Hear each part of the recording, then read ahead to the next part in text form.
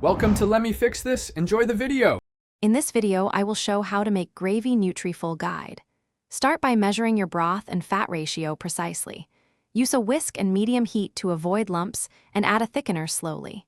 Taste and adjust salt and acidity with vinegar or lemon. For extra nutrition, blend in cooked vegetables or a scoop of protein powder. Strain if desired for silky texture and serve warm over dishes.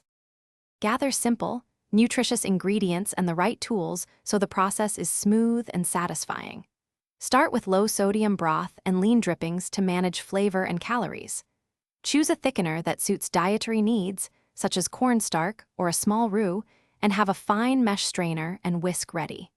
Consider an immersion blender to add pureed vegetables for body and nutrition without changing flavor too much. If you like this content, please subscribe and hit like. It really helps the channel. Quick recommendation: leak-proof containers are fantastic for storing gravy and meal prep without spills, and they stack neatly in the fridge. They save time when freezing portions or taking lunch to work, and they clean up easily. Check the description for the link and other deals, and now let's get back to the video. Focus on simple techniques that deliver reliable results and improved nutrition. Temper thickeners by creating a cold slurry before adding to hot stock, and whisk constantly to avoid lumps. Build flavor by browning bits from the pan and deglazing with stock or wine. Add pureed vegetables for fiber and vitamins, and always finish by tasting and adjusting salt or acid to brighten the gravy before serving.